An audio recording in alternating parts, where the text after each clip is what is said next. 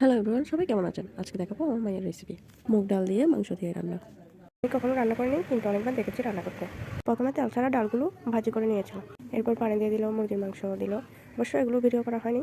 তারপরে তেজপাতা দিল, এরপর আদা রসুন পেঁয়াজ ব্লেন্ডার করে দিয়ে দিল। অন্য চুলায় আলু ভাজি করছিলাম, ওটা রেসিপি পরবর্তীতে দেখানো হবে।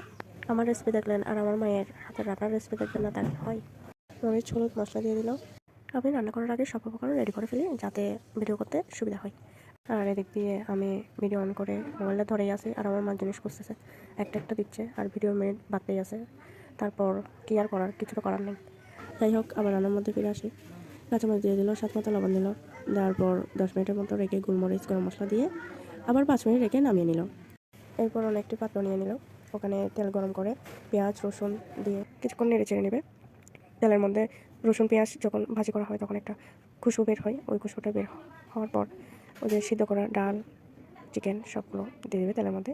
এরপর 5 থেকে 6 মিনিট রাখার পর লবণটা টেস্ট করে দেখবে ঠিকমতো হয়েছে কিনা। আমার মা এমন রাঁধুনি, একবারে লবণ ঠিকঠাক দিয়ে দিল। রান্না শেষ।